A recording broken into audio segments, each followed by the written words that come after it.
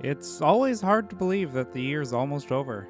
You know, it's times like these that make you want to look back and think about all the things you've done this year and all the great things you've accomplished. This year, I continued to live, which is, kind of a miracle in itself. But, there's a lot to be thankful for.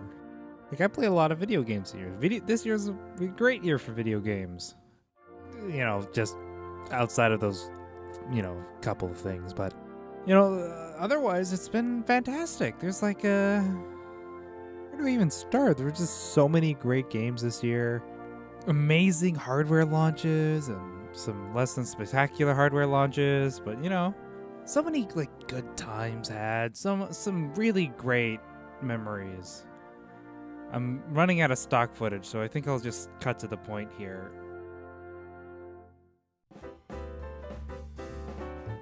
Ooh, 2017. Where to even begin?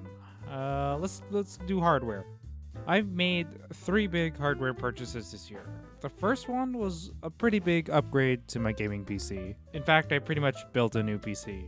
In terms of value, I get the most bang on my buck here because I play games on my PC, I edit these videos on my PC, I do lots of stuff on my PC. The second big buy was VR. Virtual reality. The future of games. Maybe. When I saw that consumer VR was becoming a reality, I'm not gonna lie, I was a little bit excited. Now, don't get me wrong here, I don't think that VR is gonna be the big thing that everyone has in a few years, future of games and all that, but VR saw some pretty big price drops this year, and I thought that, hey, why not jump on now? And I'm glad I did. VR has a little ways to go, I'm willing to admit that, but a lot of the games I've played so far were really interesting. Lone Echo was a really nice story-based experience that really approached motion in VR in a really interesting way. Robo Recall felt like an evolution of the arcade light gun shooter. And I even enjoyed the really simple stuff I played in VR. There's just something novel about this format that I really enjoy. VR has a lot of potential, and I hope to see that potential realized. But for now, I'm fine enjoying the simple stuff.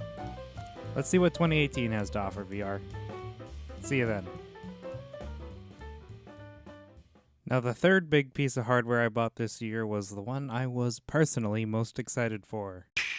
The Nintendo Switch. Now, considering the Nintendo Switch's overwhelming success this year, it may be a little hard for some of you to believe that there were people out there who didn't think this would be a success. Now, at the risk of sounding like I'm saying I told you so, because I told you so. When the Switch was announced, I was very excited. Although a hybrid console may typically be a little bit of a hard sell, I knew that if anyone could pull it off, it would be Nintendo. Although the launch library wasn't super huge, there was always another game on the horizon. That way I never really had a reason to put down my Switch for more than a week or so.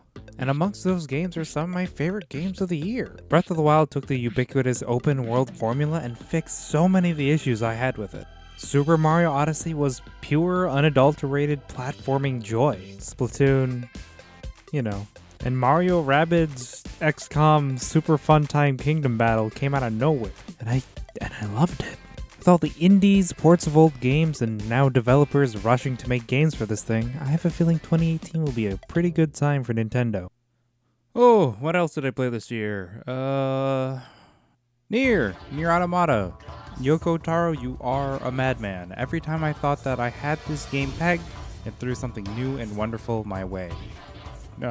Great game. Lots of fun. Pray! Make more of these games. Pray for more. The immersive sim is one of my favorite game genres, and I hope to see other developers taking it on. But for now, Pray was fantastic. A wonderful setting and tons of freedom to play around. Solve the puzzles the way you want to, or maybe don't solve them at all. It's up to you.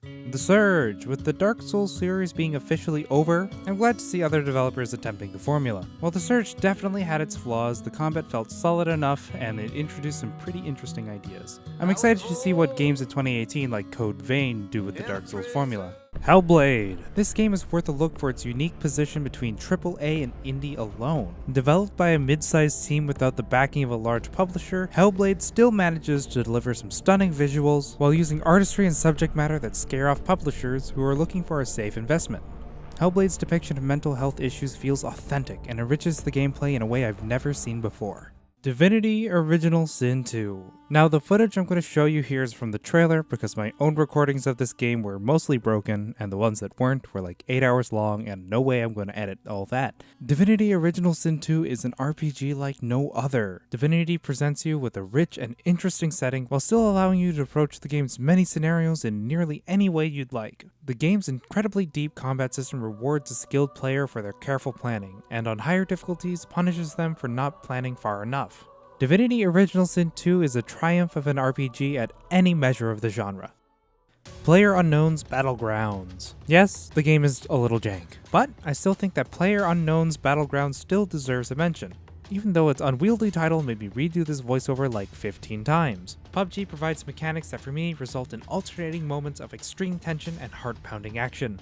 PUBG still has a little ways to go, but I'm excited to see where it and other Battle Royale games end up in the upcoming year. Pyre. This is another game where I'm showing you the trailer because I didn't want recording to ruin my experience of this game.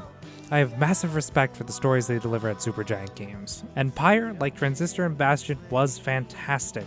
Outside of the interesting 3v3 arcane sports game that you end up playing, there's a rich and interesting story here, filled with characters that I couldn't help but fall in love with.